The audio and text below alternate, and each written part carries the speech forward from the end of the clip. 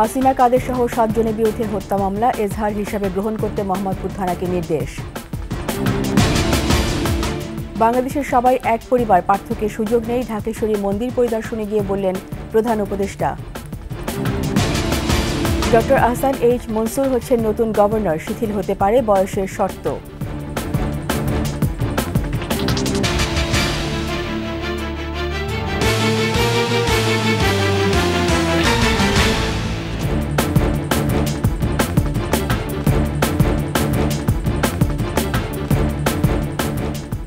শুনছিলেন ফের সিকিউরিটি ইসলামী bank PLC সংবাদ শিরোনাম। আমন্ত্রণ 21 দেশের সংবাদের সাথে আছি আমি রীতা চৌধুরী। দর্শক, 21 টেলিভিশনের সংবাদ একই সাথে সরাসরি দেখতে পাবেন আমাদের ফেসবুক পেজ www.facebook.com/2124 অনলাইনে। রাজধানী মোহাম্মদপুরে আবু সাইদ নামের এক মুদি দোকানিকে গুলি করে হত্যার ঘটনায় আওয়ামী লীগ সভাপতি ও সাবেক প্রধানমন্ত্রী শেখ হাসিনা সহ 7 জনের বিরুদ্ধে আনা অভিযোগ এজাহার হিসেবে রেকর্ড করতে মোহাম্মদপুর থানা পুলিশকে নির্দেশ দিয়েছেন আদালত। ঢাকা চিফ মেট্রোপলিটন ম্যাজিস্ট্রেট আদালত এই আদেশ দেন। বিস্তারিত শাকির আজু রিপোর্টে। কোটা আন্দোলনের সমর্থনে গত 19 জুলাই মোহাম্মদপুর থানাধীন বসিলার 40 ফিট চৌরাস্তায় মিছিলে নামেন আবু সাইদ। সে সময় পুলিশের গুলিতে নিহত হন তিনি। মঙ্গলবার ঢাকার চিফ মেট্রোপলিটন ম্যাজিস্ট্রেটের আদালতে আমির হামজা নামে এক ব্যক্তি এই মামলার আবেদন করেন। এই ছেলেটাই একমাত্র ব্যক্তি যে যার কথা কেউ কখনো বলেনি। পরবর্তীতে তার ফ্যামিলিতে খোঁজ নিয়ে জানতে পারি যে তারা অত্যন্ত দরিদ্র, তাদের এই খরচ দেওয়ার সামর্থ্য নাই। বিবেকের তাড়নায় আর থাকতে না পেরে আজকে এসে খুনি হাসিনার এগেনস্টে হত্যা মামলার জন্য আবেদন করেছি। আবেদনের প্রেক্ষিতে দুপুরে আদালত মামলার বাদী এসএম আমির হামজার জবানবন্দি রেকর্ড করেন। পরে আদেশ দেন আদালত। আমরা বিজ্ঞ আদালতে মামলা দাখিল করার পরে বাদীর জবানবন্দি গ্রহণ করেছেন। মামলায় আওয়ামী লীগের সাধারণ সম্পাদক ওবায়দুল কাদের, সাবেক স্বরাষ্ট্রমন্ত্রী আসাদুজ্জামান খান কামাল, সাবেক IGP Abdullah Al Mamun, DMP commissioner Habibur Rahman, অতিরিক্ত আইজিপি হারুনুর রশিদ ও অতিরিক্ত যুগ্ম police commissioner Biplab Kumar. 5ই August প্রধানমন্ত্রীর দায়িত্ব থেকে পদত্যাগ করার পর এই প্রথম কোনো মামলা হলো। শাকির আরজু, 21 টেলিভিশন, ঢাকা। বাংলাদেশের সবাই এক পরিবার, পার্থক্য কিংবা বিভেদের সুযোগ নাই। গণতান্ত্রিক অধিকার, মানবাধিকার প্রতিষ্ঠা করা সরকারের মূল লক্ষ্য বলে মন্তব্য করেছেন প্রধান উপদেষ্টা ডক্টর মোহাম্মদ ইউনূস। ঢাকেশ্বরী মন্দির পরিদর্শন শেষে সবাইকে ধৈর্য ধরে ঐক্যবদ্ধ থাকার আহ্বান জানান তিনি। বিস্তারিত আকবর হোসেন সুমনের রিপোর্টে। ছাত্র জনতার বিজয় এবং আওয়ামী লীগ নেতৃত্বাধীন সরকারের পতনের পর দেশের বিভিন্ন স্থানে উপাসনালয়, ঘরবাড়িতে হামলার অভিযোগে প্রতিবাদ করছে হিন্দু সম্প্রদায়। সনাতন ধর্মাবলম্বীদের জাতীয় উপাসনালয়ে ঢাকেশ্বরী মন্দিরে 2 উপদেষ্টা সহ তাৎক্ষণিক পরিদর্শনে যান প্রধান উপদেষ্টা ডক্টর মোহাম্মদ ইউনূস। পরে সবাইকে ঐক্যবদ্ধ থাকার আহ্বান জানিয়ে তিনি বলেন, ন্যায় বিচার প্রতিষ্ঠাই সরকারের লক্ষ্য। অধিকারটাকে প্রতিষ্ঠিত করা আমাদের মূল কাজটার মধ্যে যেতে হবে। আপনাদের নেহাত সুনির্বন্ধ অনুরোধ, আপনারা ওই বিভিন্ন ইয়েতে চলে যান না, ক্ষোভের মধ্যে চলে যান না। এই ক্ষোভ হলে এই ক্ষোভের মধ্যে মারামারি কারাগারি লেগে যাবে। একত্রে আসুন, এক আইন, যে আমাদের আইনের অধিকার দিতে হবে। আজকে যেটা বললেন যে আমরা আইনের অধিকার পাইনি, আমাদের বিচার হয়, এইটি হলো আসল জিনিস। সরকারকে সহযোগিতায় সবাইকে পাশে থাকার আহ্বান জানান ডক্টর ইউনূস। আমরা এসেছি যে এক মানুষ, এক অধিকার, এর মধ্যে কোনো পার্থক্য করা যাবে না। আমাদেরকে একটু সাহায্য করেন, আপনারা ধৈর্য ধরেন, করতে পারলাম কি পারলাম না সেটা পরে বিচার করেন, যদি না পারি আমাদেরকে দোষ দিন। সনাতন সম্প্রদায় নির্যাতন বৈষম্যের বিচারে একটি কমিশন গঠন করার দাবি জানান নেতারা। আকবর হোসেন সুমন, 21 টেলিভিশন, ঢাকা। অর্থনীতিবিদ ডক্টর আহসান এইচ মনসুরকে বাংলাদেশ ব্যাংকের গভর্নর নিয়োগ দেওয়ার সিদ্ধান্ত নিয়েছে সরকার। তিনি সদ্য পদত্যাগী গভর্নর আব্দুর রউফ তালুকদারের স্থলাভিষিক্ত হবেন। তবে তার আগে বয়স সংক্রান্ত আইনি শর্ত শিথিল করতে হবে। বিদ্যমান আইন অনুসারে 67 বছরের বেশি বয়সী কারোর গভর্নর হওয়ার সুযোগ নেই। আজ অন্তর্বর্তী সরকারের উপদেষ্টা পরিষদের বৈঠকে গভর্নর পদের বয়সজনিত শর্ত শিথিলের সিদ্ধান্ত হতে পারে। ডক্টর আহসান এইচ মনসুর বর্তমানে গবেষণা প্রতিষ্ঠান পলিসি রিসার্চ ইনস্টিটিউটে নির্বাহী পরিচালক হিসেবে দায়িত্ব পালন করছেন। তিনি ঢাকা বিশ্ববিদ্যালয় থেকে অর্থনীতিতে স্নাতক ও স্নাতকোত্তর ডিগ্রি সম্পন্ন করার পর ওয়েস্টার্ন অন্টারিও বিশ্ববিদ্যালয় থেকে পিএইচডি করেন। ডক্টর মনসুর IMF এর উচ্চপদস্থ কর্মকর্তা হিসেবেও কাজ করেছেন।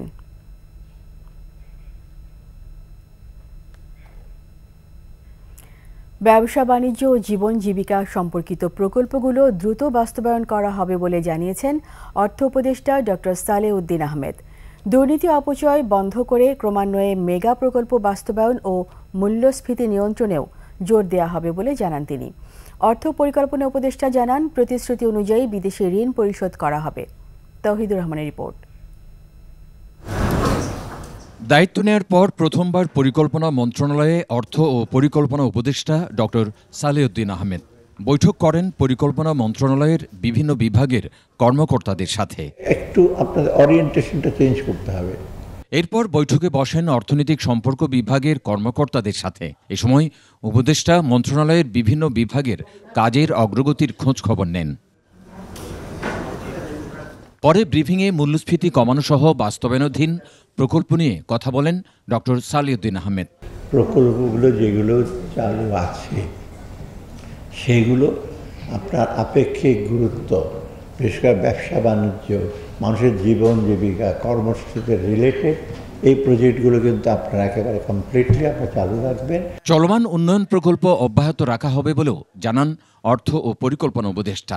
অর্থের অপচয় বন্ধ করতেই হবে, যে কোনো প্রশাসনিক ব্যয় বলুন। দ্বিতীয়ত অর্থের ইউটিলাইজেশন, এবং সেই অর্থটা আমাদের দেশীয় সম্পদ, বহির সম্পদ, লোন গ্র্যান্ট হোক, দুটোই। বাইরের টাকা দিয়ে আনবেন, যথেচ্ছ খরচ করবেন, সেটা চলবে না। অর্থনৈতিক সম্পর্ক বিভাগের সাথে বৈঠক শেষে কথা বলেন দাতা সংস্থার ঋণ পরিশোধ নিয়ে। দিতে হবে তো, আমাদের কমিটমেন্ট আছে, যেভাবে যে করে থাকবো সেটা বড় ব্যাপার না, তাই না? আমাদের তো এই কমিটমেন্টগুলো করতে আমরা ডিফল্ট না করি, ডোনারদের আমরা অ্যাসিওর করছি যে তোমরা একটু ব্যাপারে কোনো চিন্তা, কমিটমেন্ট যেটা আছে সেটা করবো না। কিভাবে ব্যাংকিং কমিশন করা যায় সে বিষয়েও ভাবা হচ্ছে বলেও জানান অর্থ ও পরিকল্পনা উপদেষ্টা ডক্টর সালেউদ্দিন আহমেদ। এটাকে আমাদের প্রকল্পটি যাচাই করবেন। তৌহিদুর রহমান, 21 টেলিভিশন, ঢাকা। যারা পুলিশকে দানব বানিয়েছে তাদের বিচার হবে বলে জানিয়েছেন অন্তর্বর্তী সরকারের স্বরাষ্ট্র উপদেষ্টা এম শাখাওয়াত হোসেন। বিজিবি হাসপাতালে চিকিৎসাধীন বিজিবি সদস্যদের খোঁজ খবর নেওয়ার পর সাংবাদিকদের সঙ্গে কথা বলেন স্বরাষ্ট্র উপদেষ্টা। 15ই আগস্ট কোনো কর্মসূচির নামে কেউ যেন নাশকতা চালাতে না পারে সেজন্য আইনশৃঙ্খলা বাহিনী সতর্ক অবস্থানে আছে বলে জানান তিনি। বিস্তারিত আদিত্য মামুনের রিপোর্টে। বর্ডার গার্ড বাংলাদেশের সদর দপ্তরে বিজিবি হাসপাতালে চিকিৎসাধীন বিজিবি সদস্যদের দেখতে যান অন্তর্বর্তী সরকারের স্বরাষ্ট্র উপদেষ্টা এম শাখাওয়াত হোসেন। পরে সাংবাদিকদের সাথে কথা বলেন। সাম্প্রতিক সহিংসতায় শিক্ষার্থী হত্যার ঘটনায় আইন শৃঙ্খলা রক্ষাকারী বাহিনী অনুতপ্ত জানান তিনি। পুলিশ খুবই অনুতপ্ত, এদেরকে দানব বানানো হয়েছে যারা, উইল নট লিভ দেম। আপনারা 2-1 দিনের মধ্যে অ্যাকশন দেখবেন। পুলিশ কাজে ফিরছে কিনা জানতে চান সাংবাদিকরা। আমি তো এটা মালিক না, আমি সাইন করতে পারি, এটা 2টা ধাপ গিয়ে তারপর এটা হবে। আশা করি আজকে বা কালকের মধ্যে আপনারা খবর জেনে যাবেন। ছাত্রদের আন্দোলন কেউ ছিনিয়ে নেওয়ার চেষ্টা করছে এমন অভিযোগেরও জবাব দেন স্বরাষ্ট্র উপদেষ্টা। 15ই আগস্ট আওয়ামী লীগের কর্মসূচিকে কেন্দ্র করে নাশকতার আশঙ্কা আছে কিনা সেই বিষয়ে নিয়েও কথা বলেন তিনি। 15 আগস্ট আজকে বিকালে আমরা বসবো, উই উইল ডিসকাস। যেইটাই হয় there be heavy presence of police, কেউ যাতে কোনো রকমের গন্ডগোল করতে না পারে। আদিত্য মামুন, 21 টেলিভিশন, ঢাকা। নিচ্ছি সংবাদ বিরতি। যখন ফিরব তখন অন্যান্য খবরের সঙ্গে আরও যা থাকবে। 24 দিন পর সারা দেশে চালু হলো মেইল, লোকাল ও কমিউটার ট্রেন।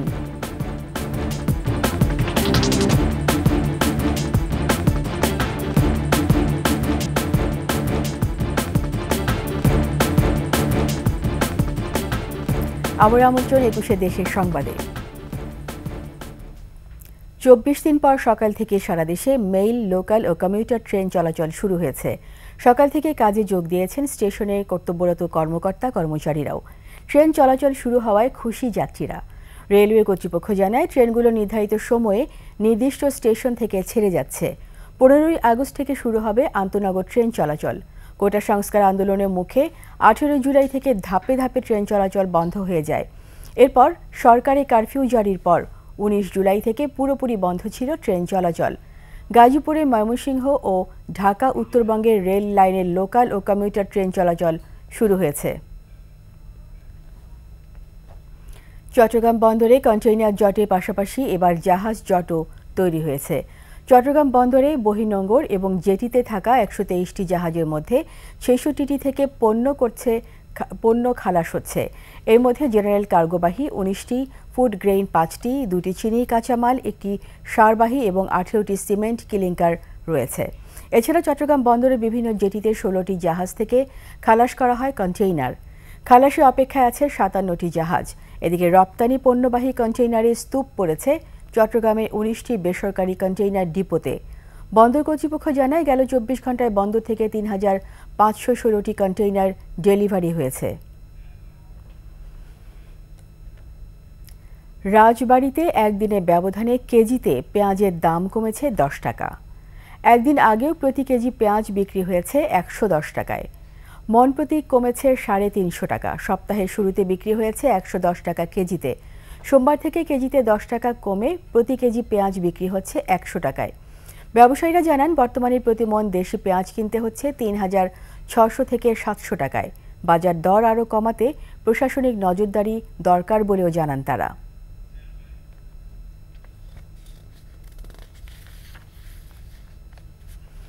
ছাত্র জনতার গণ অভ্যুত্থানে শেখ হাসিনার পতনের পর থেকে আত্মগোপনে রয়েছেন চট্টগ্রাম সিটি কর্পোরেশনের মেয়র রেজাউল করিম চৌধুরী সহ ওয়ার্ড কাউন্সিলররা। এরই মধ্যে মেয়রকে অবাঞ্ছিত ঘোষণা করেছে বিএনপির নেতাকর্মীরা। এদিকে মেয়র ও ওয়ার্ড কাউন্সিলরদের আত্মগোপনের কারণে বিপাকে পড়েছে সাধারণ মানুষ। জন্ম নিবন্ধন, জাতীয়তা সনদ সহ নাগরিক সেবা থেকে তারা বঞ্চিত হচ্ছেন। পাশাপাশি সিটি কর্পোরেশনের স্বাভাবিক কাজকর্ম ব্যাহত হচ্ছে বলে জানান প্রধান নির্বাহী মোহাম্মদ তৌহিদুল ইসলাম।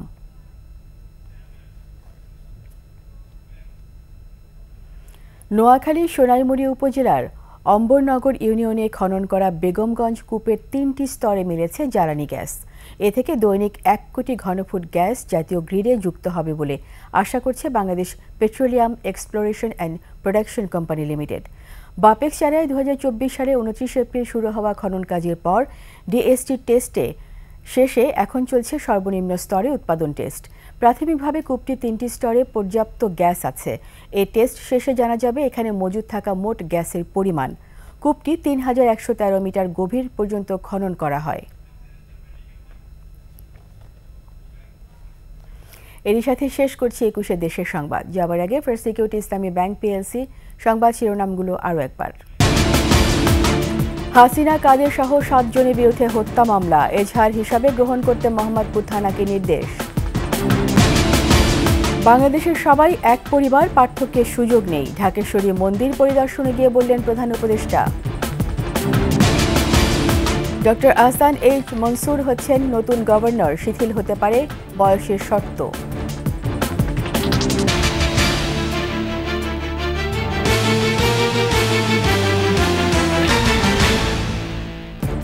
সবশেষ সংবাদ জানতে ডায়াল করুন 202 নম্বরে আর ভিজিট করুন 21-tv.com ওয়েবসাইটে। এছাড়া ফেসবুকে ভিজিট করতে পারেন www.facebook.com/2124 অনলাইনে। এতক্ষণ সঙ্গে থাকার জন্য সবাইকে ধন্যবাদ। পরবর্তী সংবাদ ৬টা ৫৫ মিনিটে দেখার আমন্ত্রণ রইল। ২১-এর সাথেই থাকুন।